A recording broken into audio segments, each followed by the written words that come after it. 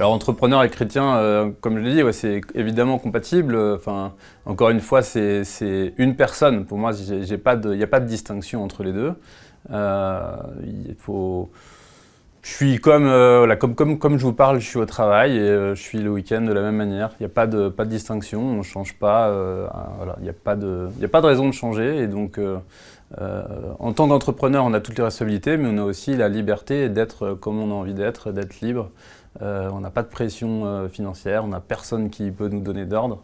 Donc même si ça pourrait faire peur de faire différemment que le reste des entreprises, et ben ça pose un modèle. Et je pense que les entreprises où les patrons chrétiens savent affirmer leur manière de travailler, leur foi, ont des modèles d'entreprise très différents, dans lesquels je pense et les salariés, mais aussi les clients, les fournisseurs s'y retrouvent. Alors quand on est aux EDC, on travaille beaucoup sur la pensée sociale chrétienne et tous les différents points qui sont liés à ça.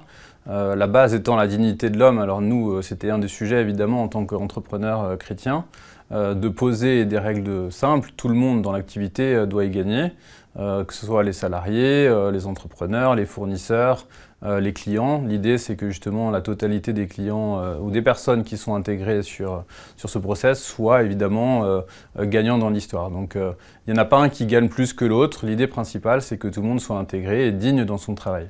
Le plus important, c'est vraiment de comprendre que les situations doivent être gagnantes pour tout le monde. On n'est pas l'un au-dessus de l'autre, on est des partenaires sur tous nos sujets.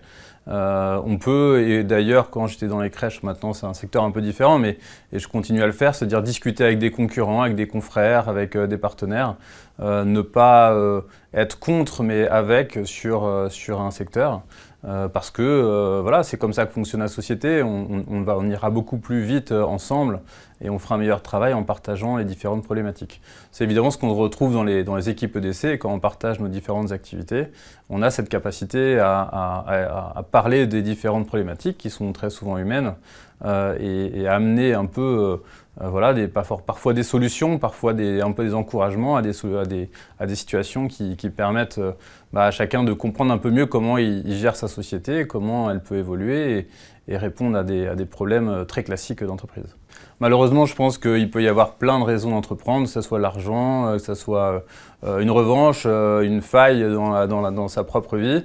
Quand on pose une création d'entreprise avec la volonté que tout le monde réussisse, évidemment soi-même aussi, parce qu'il y a aussi des entrepreneurs qui s'oublient dans leur création, ça permet évidemment d'avoir un modèle qu'on a envie pérenne aussi. Je connais beaucoup d'entrepreneurs évidemment liés aux EDC et on a tous une volonté de faire perdurer l'entreprise. On est très long-termiste au lieu de court-termiste, on a envie d'investir dans la société. On comprend bien que l'humain est au centre de tous les sujets.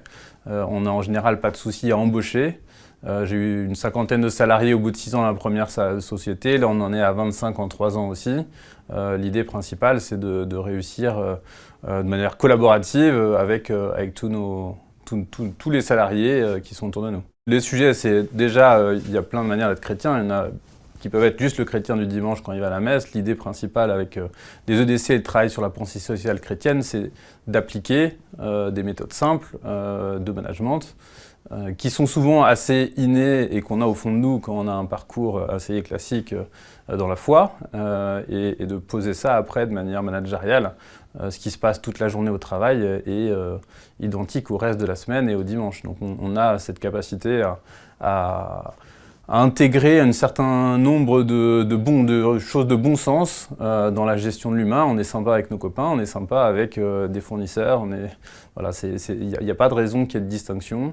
On a la chance, moi j'ai créé 2 sociétés, j'ai jamais eu à avoir besoin d'aide extérieure financière, c'est-à-dire de lever des fonds, c'est-à-dire on base quand même aussi nos sociétés sur un positionnement solide, avec une volonté de la pérenniser. Ça veut dire qu'on fait les efforts financiers qu'il faut faire. Souvent, on n'a pas de sursalaire, on redistribue de manière la plus juste les salaires. On doit autant mener qu'accompagner chacun de nos salariés. Et donc, ces 2 faces un peu de l'entrepreneur, il faut savoir la manier, c'est pas toujours très simple.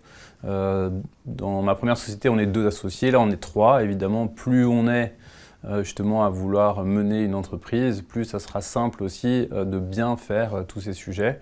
de mener les équipes et les tourner vers une vision, porter les problématiques financières, etc.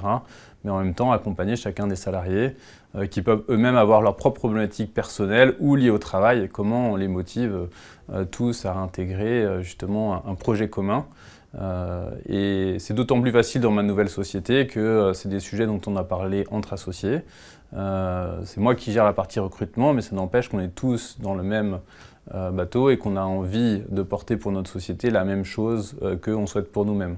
Un exemple assez concret, dans le respect de la vie de chacun, on est une entreprise du bâtiment, on est un distributeur de matériaux et pourtant on est ouvert que du lundi au vendredi de 10h à 18h, donc on ne respecte pas les codes du tout du secteur, mais on a une équipe qui est très heureuse de venir travailler.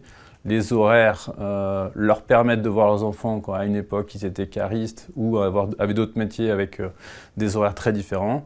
Et rien que pour ce point-là, même si on nous demande d'ouvrir le samedi, d'ouvrir plus tôt, etc., on continue à vouloir baser le service qu'on veut rendre sur la qualité d'abord des salariés au travail, pour qu'ensuite ils puissent servir les clients au mieux. Et même si malheureusement on pourrait faire plus, on n'a pas envie, principalement pour garder la vie des salariés et la vie aussi de nous trois cofondateurs.